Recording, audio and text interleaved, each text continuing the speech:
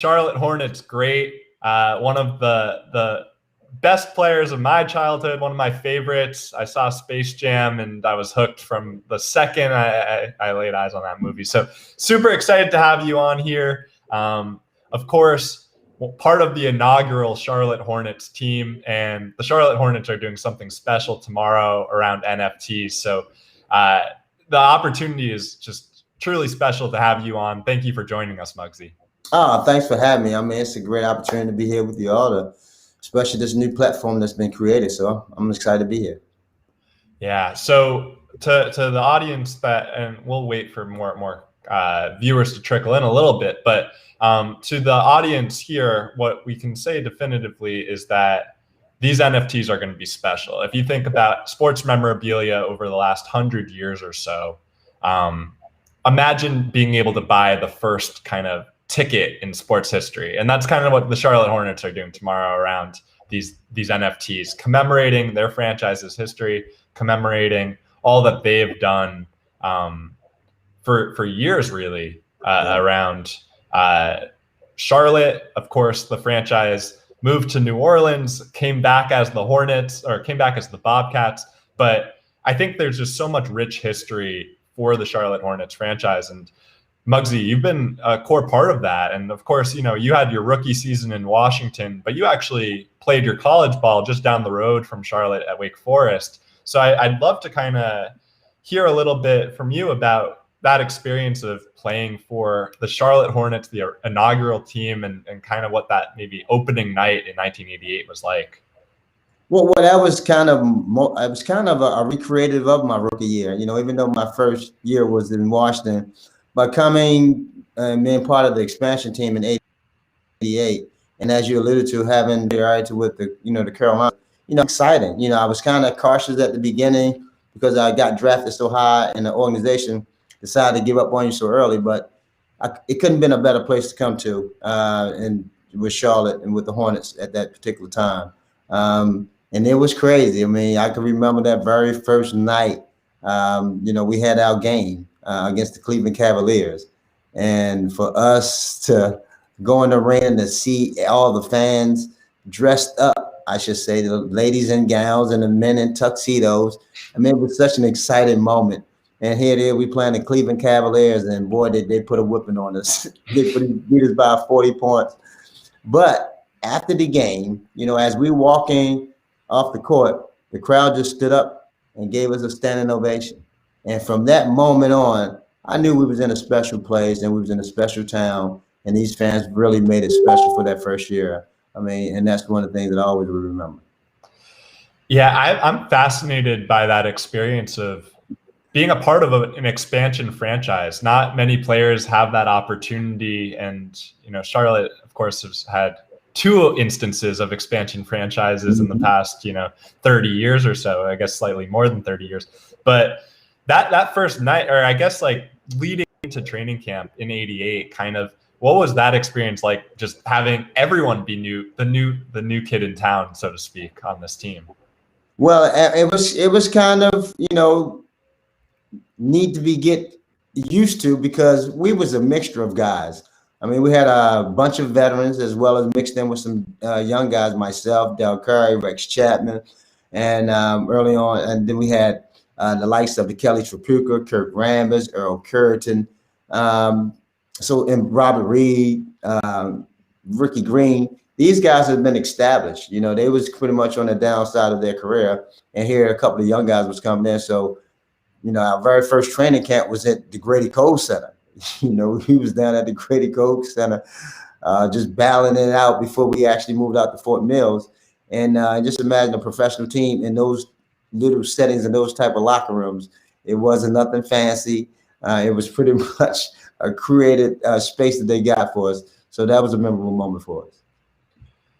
And of course, you ended up, I think of when our fans think of the Charlotte Hornets and their franchise history, you're one of the first names that comes to mind. Of course, being part of such great teams in the early '90s, getting to the playoffs and having success. When you look at like kind of the landscape of Charlotte Hornets history, there have been some really exciting eras, and you were a big part of that. What does it kind of, now looking back on your career there, what were some moments that really stand out as maybe the most fun, the most special, and we can delve into kind of the construction of those all-star teams you guys put together?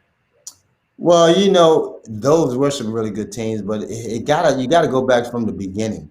As we just talked about the opening of the game, and then all of a sudden our very first victory, against the LA Clippers. And sadly to say, our owner at the time got put in the hospital, and that was the game that we was kind of playing for him. And getting that first victory, I think I had a pretty good game. Kirk Ramos had a good game, as well as Kelly Tripucka.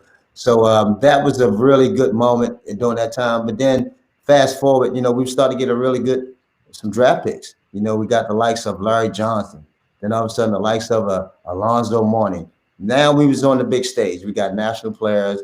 That very first year of Alonzo, his rookie year, we was fortunate enough to make the playoff. And that was our 5th year in existence as a franchise. So that was a big moment for all of us, and the city, the franchise, as well as the players that was there and the new players that came in. So, beating Boston, one of the historic franchise, in the first round was very memorable. And when Zoda hit that shot, I mean, we all just felt that glorifying moment to where we needed to jump on him. So that was not only just us, I'm quite sure the entire city felt that way once he knocked that shot down.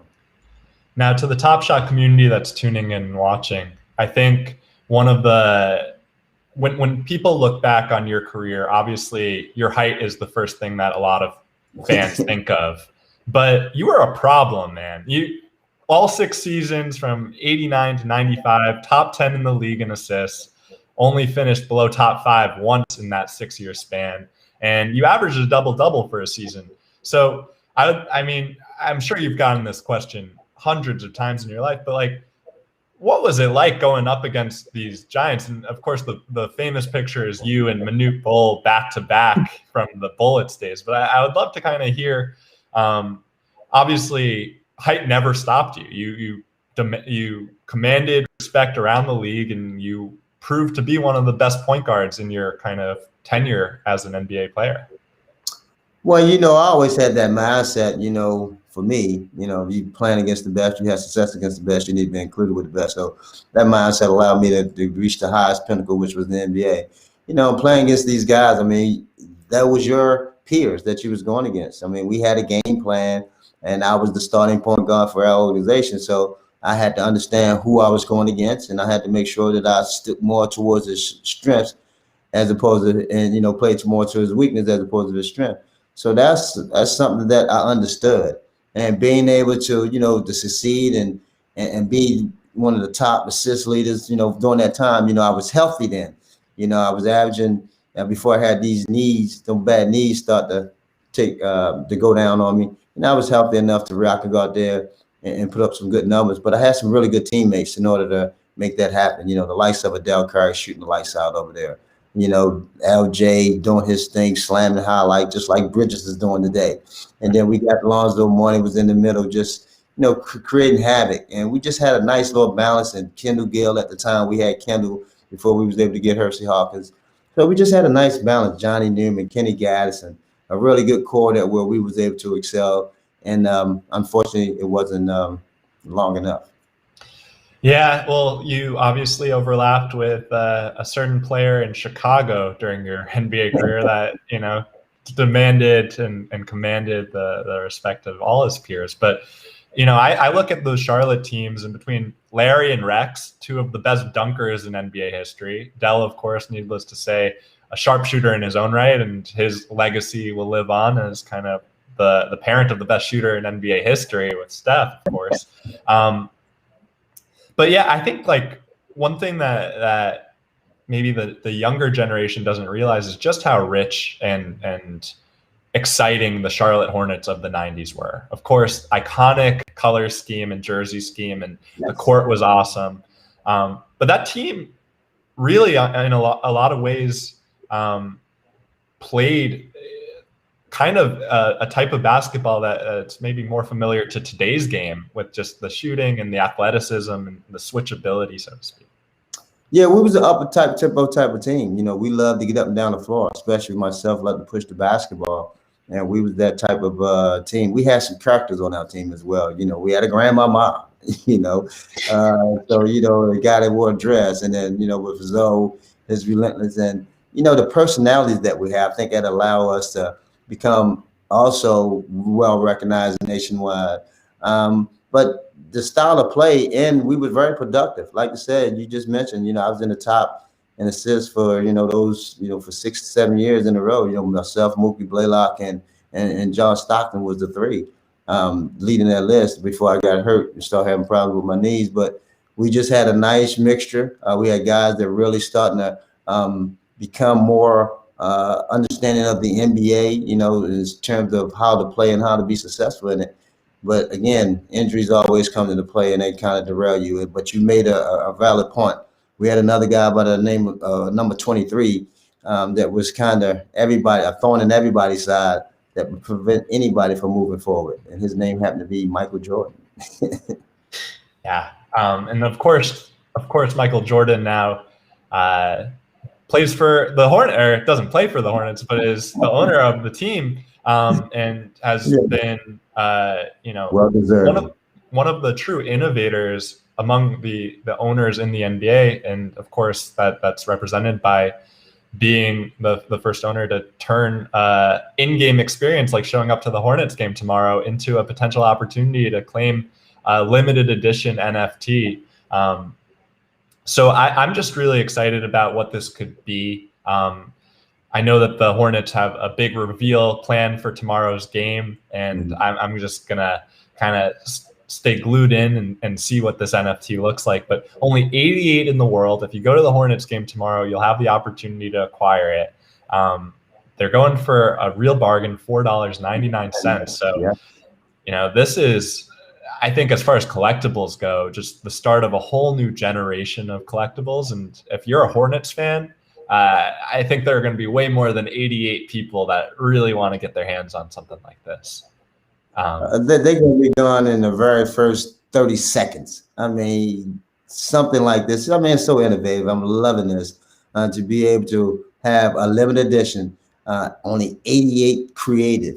I mean, only 88 people in the world are going to have this type of ticket that's been, you know, designed a commemorative moment how the Hornets created this ticket. So I'm excited. I'm looking forward to it, and I'm quite sure other franchises are going to jump on board once they see the effectiveness of this. And because fans, I mean, when you can bring fans and engage them into our sport and make them part of it and feel like they are close knit with it, I mean, it's a win-win for everybody.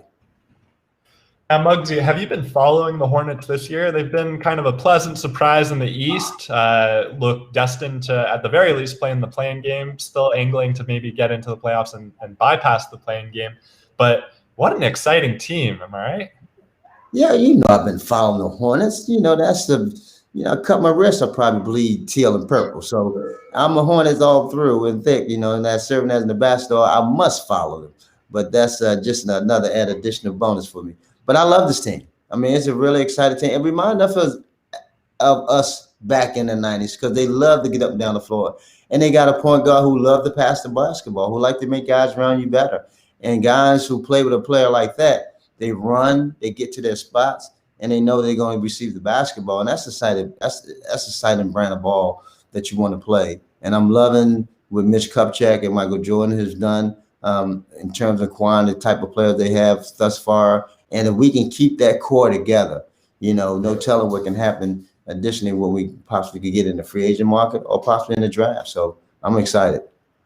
Yeah, I think I think of the NBA, and you know, you have to get lucky in a bunch of different ways. Be it the Pelicans getting lucky and getting the top pick in the lottery to get Zion, or be it the Mavs and having a little bit of a combination of luck and also aptitude and identifying Luka Doncic as a surefire future star. I think the same thing happened this year for Charlotte, of course, with the third pick in the draft, and LaMelo kind of falls into their laps. And LaMelo made it clear before the draft that he wanted to be in Charlotte. He's taken the city by storm. Gordon Hayward coming in, and obviously injury bug has hit the Hornets throughout the season, so it's been even more remarkable to see how successful they've been able to maintain success with kind of a committee of Devontae Graham stepping up one night, Terry Rozier going for 30 for a week straight. It's just really cool because you get the sense watching these guys that they really enjoy playing together, and the vibe is just night and day from where it was maybe at the start of last season when the expectations were ultra low. And that's a testament of Coach JB. I mean, what he's done with this organization, with his team, he has his pulse on his team.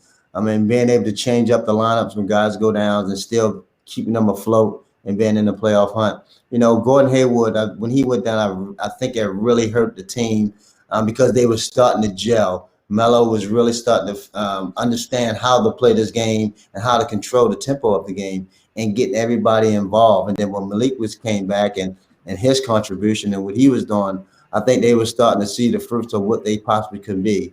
And then the injury bug hit and kind of put a little setback. But again, you know, other guys step up. You got Daniels getting opportunities, who's playing good basketball, who can now be part of the rotation, you know, when all these guys come back. And then, you know, you got to just be excited that we are in, you know, talking about playoff basketball. You know, we clinch. We are in playoff basketball. So just to come over, just to, you know, to overcome that hurdle and be able to be in this position, you know, you just got to be happy and thrilled, especially navigating through this pandemic situation. And I'm still able to be successful through it. So I'm excited. I'm looking forward to it, and I'm quite sure they are as well.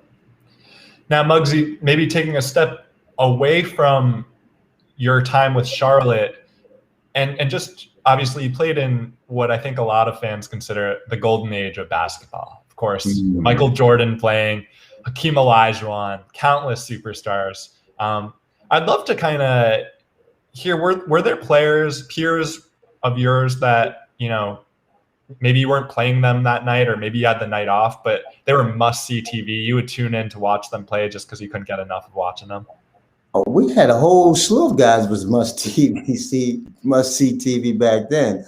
We got 50 of the greatest, probably maybe 25 of the greatest 50 players in the world that's on that list. I mean, you know, you got the human highlight, Dominique Wilkins one night. You had MJ one night. You had the Magic Showtime one night. So it was so many, moments that you wanted to watch. And, you know, if you wasn't playing, Isaiah Thomas, you know, I mean, I can go on and on with Hakeem Olajuwon and those boys. So everybody was must-see. We had a lot of must-see TV back then. The game was totally different. You know, it was slowed down more than it is today. It was a lot more physical back then. So people wanted to see that type of performance and the type of stars that they were. We had superstars too, not just stars. A lot of superstars back then. So it was quite a few nights, pretty much every night during the season, it was must see on whichever team you want to just tune on to, the West Coast or the East Coast.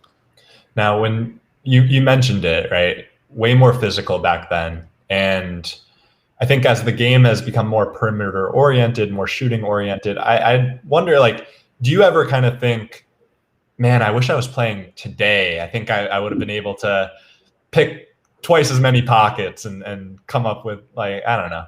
Is that a thought that kind of NBA greats like yourself think about watching today's game and seeing just how fast-paced it is? And of course, your Hornets, as you mentioned, were a fast-paced team in the 90s, but even that team from the 90s might be one of the slowest-paced teams in today's standards. Yeah, I mean, of course, we love to be playing in today's era. I mean, look at the salaries these days. I mean, it's overwhelming. But but the game within itself, yeah. I mean, the style, the way it is now, and the rules of it, you can't hand check. The lane is open a lot more as opposed to it was compact. But the big guys were just, standing in the middle, clogging up the lane. It's more predicated to offense. You know, they want to see that offensive type of scoring, that excitement, and the defense only have so much leeway in order to be aggressive. So, of course, I think any NBA player I'm quite sure believe that they can play in any era. But this is a fun time right now. You know, I'm loving the way the guys are playing because the talent. I mean, the way the talent is today. I mean, a 7-footer, bring the basketball up, starting your offense, as opposed to when we played, he was playing with his back towards the basket. So that's how far the game has changed. And when you're watching obviously we're rooting for Charlotte to win it all this season, but as you're watching the landscape of the East and the West, are there teams that stand out to you as kind of you'd put your money on if you're a betting man? I think that team's going to go all the way. Is there any team that stands out as kind of the prohibitive front runner for you? Well, I'm not gonna go that far, put my money out there and bet on somebody they're gonna go all the way. But it's hard to see, a team like Brooklyn with all those guys healthy, that somebody beating them 4 times in a row or 4 times out of 7. And then if a healthy LeBron James and AD, if they healthy, it's hard to see somebody beating them 4 times. But I give Philadelphia a possibility, because of Joel Embiid. He's a different maker, and no one has that type of skill set on their roster. And Doc Rivers has him playing the basketball that he's ever played in the NBA thus far. So they have a chance, but I'm still going to root for the Hornets. I totally understand that. When I look at Joel, I almost think of this is what Hakeem would be in today's NBA, right? And Hakeem may be a little even more dynamic on the defensive end, but just the perimeter ability to take people off the dribble, take shots if you need to, but just the bevy of post moves and the ability to kind of manipulate defenses with just great footwork. Joel's truly kind of one of a kind in the league. And so that's a natural segue to who do you like for MVP this year? I think the two kind of most common front runners or names are Jokic and Embiid. Do you have a take? Well, the only thing about Jokic, he's been healthy the entire season. He hasn't missed a beat. He haven't taken not a game off. And Joel, he's been hurt. He missed, I don't know how many games, 15, 10 games. I don't know quite how many. But he came back and continued to play the way he left. So that's going to be a toss-up for the people that are voting because the Joker, he has not stopped. He's still doing it. Murray went down. He's continued to elevate his game as well as his teammates. They just came in here last night and got a big win against us, which we needed it. Right now he's the front runner for me. But then I'm going to throw Stephen in there too. Steph got to be mentioned. He has to be mentioned at least. Yeah, this is kind of like Davidson, Steph Curry all over again, where the offense revolves around him. And I think like at the start of the season, and dating back to last year even, and obviously had the injury bug last year, but there was a little bit of a, can Steph Curry do for Golden State what James Harden had done for Houston for so long? And the early kind of returns suggested maybe this isn't kind of what Steph is most geared toward. But I think this season, Steph is defiantly saying, you could put the team on my back. I will pull up from half court no matter how many times I have to a game, and I'm going to shoot the lights out. And for my money, he's the most fun player to watch in the league. And Absolutely. I think even though we acknowledge he's the greatest shooter of all time already, and he's still got plenty of years to go, I think he's still underrated for just what he's meant to the NBA and what his long-term legacy will be. I totally agree with that. I mean, he's the guy that he does a lot of things that's hidden that people don't really recognize, just his movement, just being the presence, allow these guys to kind of create more space for themselves to be able to do some of the things that, it wouldn't be possible if it wasn't him on the floor. So, I mean, he kind of revolutionized this game to a level that we never witnessed. And I'm just happy and that it's him, because I know him and I have, I've been knowing him from since he was a baby, and for him to be able to do it, but just the great person that he is. I'm just happy for him and his family because Dell and Sonny did a wonderful job with raising the kids. What was Steph like as a little kid? Of course, close with Dell and lights out shooter in his own right. But I'm sure Steph was around the locker room, around practice. What was he like as a kid? I mean, just like all the kids, my kid, his kid, they just love to be in the locker room, love to be around the team. And anytime they get an opportunity, they want to grab a ball and just run around and shoot and play. And Steph, they got a video of me giving him a little airplane ride in our locker room on the internet when he was only like 5 years old. And here, not even knowing that I was going to be given the best shooter in the world, airplane ride in a locker room. So, but it's just a blessing to see the growth of him. And because as a kid, like I said, no one thought, no one believed, like looking at me, no one believed a kid our size will, possibly make it to in the NBA. And he's always was small and skinny. Even though he had a little height as he, got in high school, but he still was considered a small player, and no one believed in, and no one really gave him a chance. Last question. Obviously, one of your legacies is being part of the starting five of the Monstars from Space Jam, right? At least being embodied. Of course, Space Jam coming out this summer. Would love to hear kind of your thoughts on what's that like, being a part of such a movie, or just an iconic movie, right? Like every sports fan loves Space Jam, and you had a pretty big role in that movie. So would love to kind of hear, now that there's another one coming out, what's your kind of lasting memory of being a part of that filming? Well, it's such a great opportunity to be part of it. Here it is. Never even thought in the wildest dream that it will be such an iconic classic movie that people will continue to talk about after 20 years. But Michael did an amazing job. I mean, being able to, engage with Tweety Bird and, Bugs Bunny and all that mess, and being able to save the planet. I don't know what they're going to save, but we were able to save the planet. So it was a wonderful opportunity to work with those guys, and we have some great times on the set. My favorite storytelling about being on the set is when LJ was, we had a shoot. We supposed to shoot that morning. Everybody had their script, and we supposed to have a shoot that morning, and he decided he wanted to get a haircut, but he didn't realize that the gentleman that cut his hair never cut an African American hair before, and he kind of gave him a bold cut to where, long story short, we didn't shoot that morning. We had to have another barber come in to kind of give him a more of a proper tight cut, to where later on that afternoon we resumed shooting. And so I always give him we always give him a big kick about that, experimenting, letting somebody like a guy that know he never cut an African American hair before experiment on your hair like that. So we had a big kick out of that. They should have added that to the doc last summer, because I'm sure that story would have been great. Muggsy, thanks again for joining us. Again, Charlotte Hornets making NBA history, making technological history tomorrow.